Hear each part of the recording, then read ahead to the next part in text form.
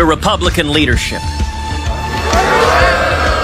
Well, hold on. I come not to bury Caesar, but to praise him. I want to give a path forward. There are two men in Washington, D.C. who can defeat this deal. Their names are Majority Leader Mitch McConnell and Speaker John Boehner.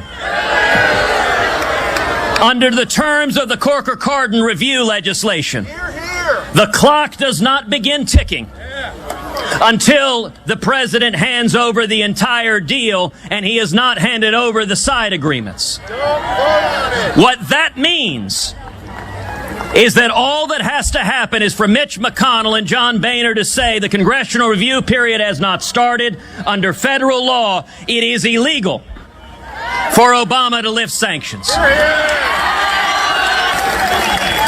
Now, this is a lawless president. So the odds are significant. Even if Congress did that, this president would ignore the law and try to lift sanctions. But I want in particular to speak to the CEO and the board of director and general counsel of every financial institution, every bank that is holding frozen Iranian money. If this president behaves illegally and decrees you can hand that money over to Iran, let me tell you now, that does not exempt you from the legal obligation to follow the law. And any bank that listens to this president and releases billions to an international terrorist like the Ayatollah Khomeini will face billions of dollars in civil liability and litigation. And there will come a president who is not named Barack Obama.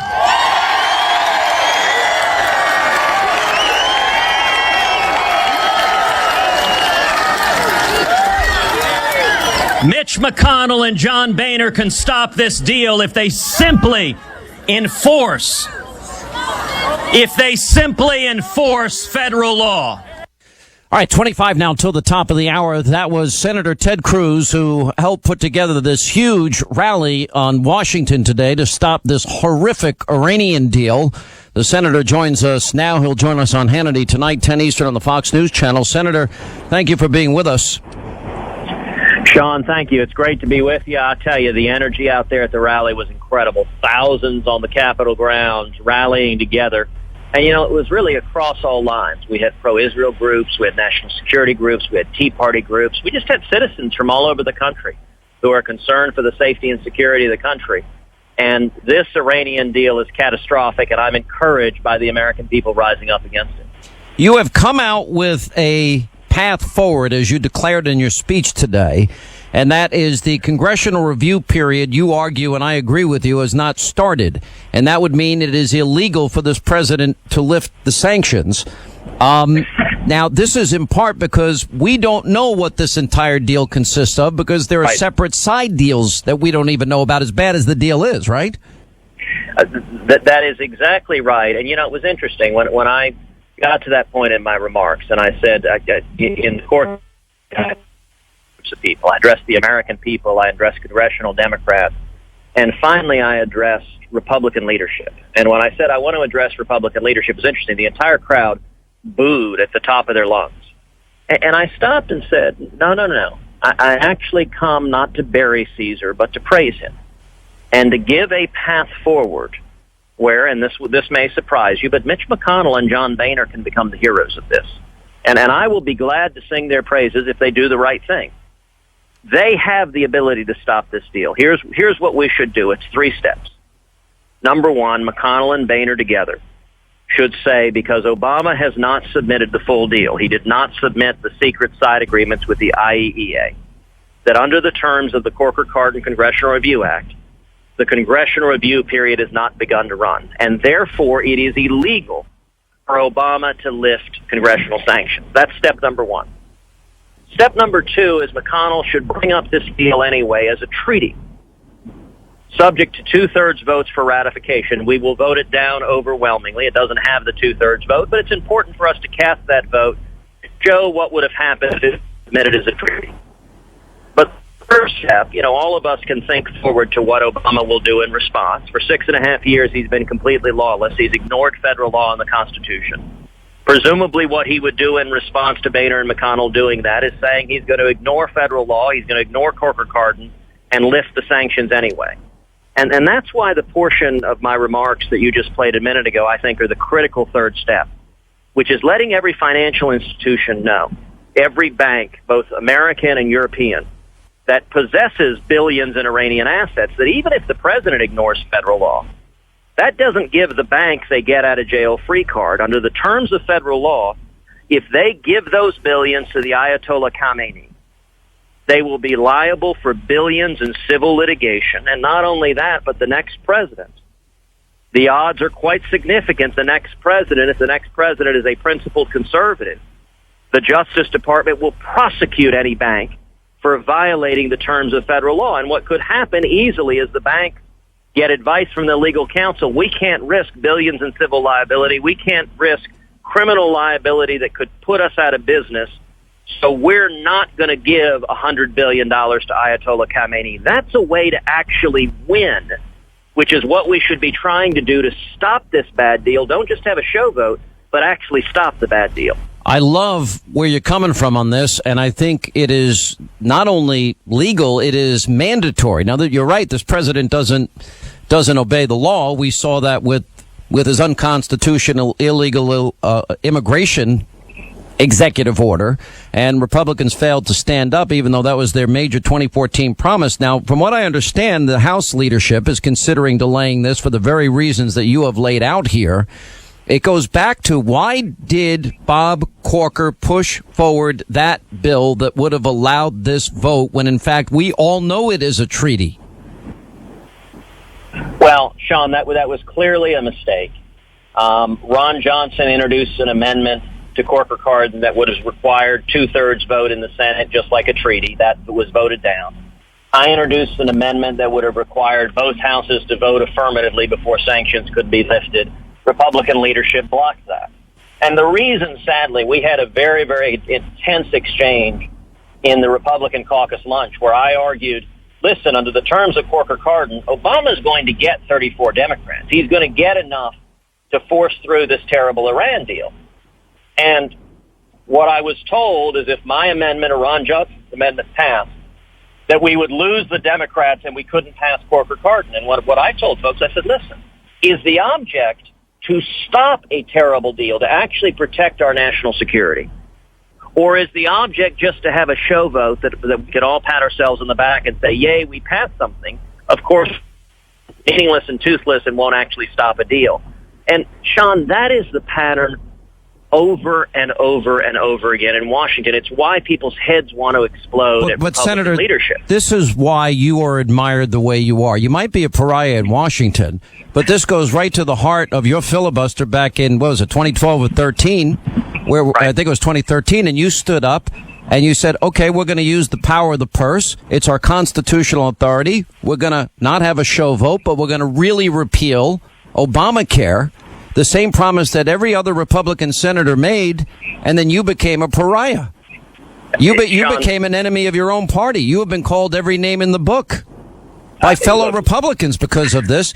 And all you're doing is saying, let's do what we promised the American people we would do. Sean, you're exactly right. As you know, I have a new book that came out a couple of months ago called A Time for Truth, where I take the readers behind closed doors in the Republican caucus lunches. And I lay out that what I've tried to do is two things: tell the truth and do what I said I would do. And the reason people are so frustrated, they're frustrated with what I call the Washington cartel. Career politicians in both parties who get in bed with lobbyists and special interests and grow and grow and grow government. And the only answer, the only way to change it, is if we, the people, rise up in incredible numbers and hold our elected officials accountable. And let me give you an interesting indication that that's happening. You know, a few weeks ago, we had a debate in Cleveland, the Republican Party debate. And it was interesting. Coming out of that debate, 24 million people watched it. Most of the other candidates, their numbers stayed constant or went down. Our national support doubled. We had $1.1 million that was raised in the first 100 hours because people all over the country went to tedcruz.org, tedcruz.org. They contributed, they signed on. We've had over 275,000 contributions at tedcruz.org. That is an indication, Senator, just like the thousands on Capitol Hill, that people are fed up with Washington and they want real results, not empty talk, Senator, not empty showboats. The top 4 candidates running for president of the 17 are you, Donald Trump, Ben Carson, and Carly Fiorina. What do the 4 of you have in common? Well, I think every one of those is a manifestation. People are pissed off at Washington. You're and right. They want someone to take on the Washington cartel. You're all insurgent candidates. You are not loved by the leadership. I look at this deal, Senator, and I see we're going to give them $150 billion, the equivalent of $8 trillion US dollars. I see that they get 24 days to cover up whatever nefarious activities they're involved in. They get to continue their intercontinental ballistic missile program, so if they get a nuke, they can reach the continental U.S. They get more conventional weapons. They made a deal with the Russians on security for their country in terms of stopping missile security. They get everything that they want. Can you tell me what we've gotten out of this deal? One positive thing for the United States that we get here? Absolutely nothing. And just today, the Iranian supreme leader vowed Israel will be gone in 25 years.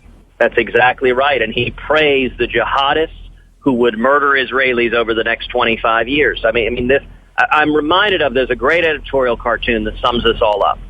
It shows the Ayatollah Khamenei saying death to every American. And then it shows John Kerry countering, can we meet you halfway? When you're dealing with a homicidal zealot who wants to murder you, there is no middle ground or compromise. Our approach to radical Islamic terrorism, to borrow a line from Reagan in the Cold War, should be very simple. We win, they lose. Exactly, I agree.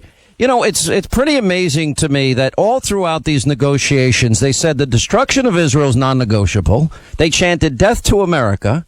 They burned the Israeli flag and the American flag. What part of this does Obama and Debbie Wasserman Schultz and Democrats not understand? Well, they understand it, but they don't care. The Obama administration wanted a deal at any price, and they didn't care about the terms of the deal. It's why they gave in on everything. Prime Minister Netanyahu rightly observed, the one person telling the truth about this deal is Iran's President Rouhani, who said Iran got everything we wanted. And it's because all President Obama wanted was a deal. You mentioned 24 days notice on inspections.